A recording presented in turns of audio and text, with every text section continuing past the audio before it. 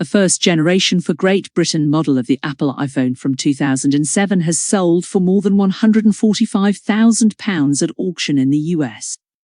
The device was first released by the then Apple CEO Steve Jobs and retailed at a starting price of $499, about £269 at the time, but was discontinued just 2 months later amid disappointing sales figures. Consumers mostly favoured the 8 Great Britain model, launched at the same time with extra storage capacity, but priced at around $100 more.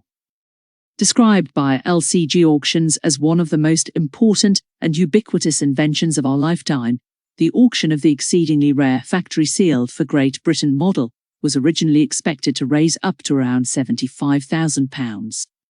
Its final sale price was $190,372.80, £145,531.44, with the device attracting 28 bids.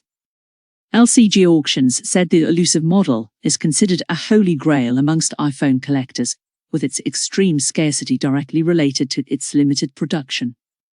The auction firm's website also said, "Our offering is an exceedingly rare, factory-sealed, first release for Great Britain model in exceptional condition.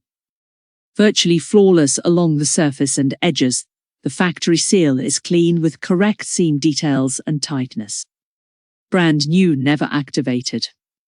Image: the then Apple CEO Steve Jobs holds up an iPhone in San Francisco in January 2007.